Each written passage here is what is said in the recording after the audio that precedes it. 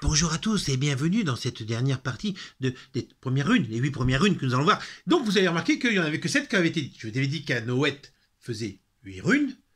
J'en ai cité que 7. Certains n'en sont même pas rendus compte. Franchement, ils ont dit non, on n'a pas vu. Et certains m'ont dit ouais, il te manque une rune, tout ça, tu nous as escroqué et tout. Mais non, j'ai fait exprès. En même temps, je peux dire n'importe quoi, même si je l'ai oublié, vous ne le saurez jamais. Non, effectivement, j'avais fait exprès d'en donner que 7 premières pour pouvoir parler de cette 8e qui finalise ce premier Oët, donc ce premier groupe de 8 runes. On a vu avec Féhu qu'on doit être nous-mêmes, avec nos qualités, nos défauts, qu'on doit apprendre à s'apprécier d'une certaine façon. Avec Urus, on doit apprendre à gérer notre quotidien, savoir ce que l'on veut, ce que l'on va faire. Évidemment, ces runes-là, vous ne les avez pas encore vues, mais on va les développer au fur et à mesure des cours. Ensuite, on a Furizas qui nous apprend à nous défendre. C'est cette image de l'épine qui protège sans être agressif. Avec Ansous, être le propre artisan de notre vie. On doit apprendre à gérer et à créer notre vie.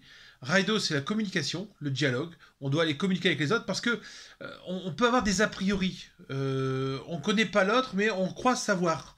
Avec Raido, en allant dialoguer avec l'autre, on ira chercher à la source les informations qui nous permettront peut-être de mieux comprendre et de ne pas avoir peur. Et Kenaz nous donne cette forme d'ouverture, et du coup, avec Gebo, on peut tisser des liens. Il nous manque Wunjo, le petit, ça fait un P. Le P, Wunjo représente la joie, car le P, c'est la joie. On rigole, hein, faut bien rigoler un petit peu, dédramatiser tout ça. Hein.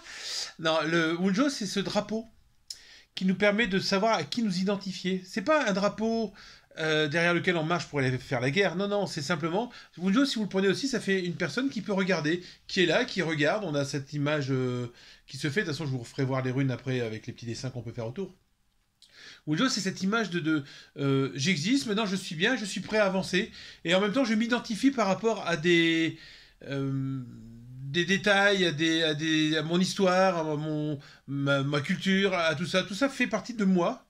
Donc le fait d'aller vers les autres ne me demande pas de penser différemment que ce que je suis, mais me permet aussi d'aller vers les autres, fier, mais pas dans la fierté, ouais, je suis trop fier. Non, je suis voilà, existante, quoi, et savoir qu'on est vers une ouverture. Donc Wunjo, c'est cette rune qui va vous permettre de travailler. Wunjo, symboliquement, on pourrait le faire comme ça. Donc vous voyez, si je mets comme ça, on a ici.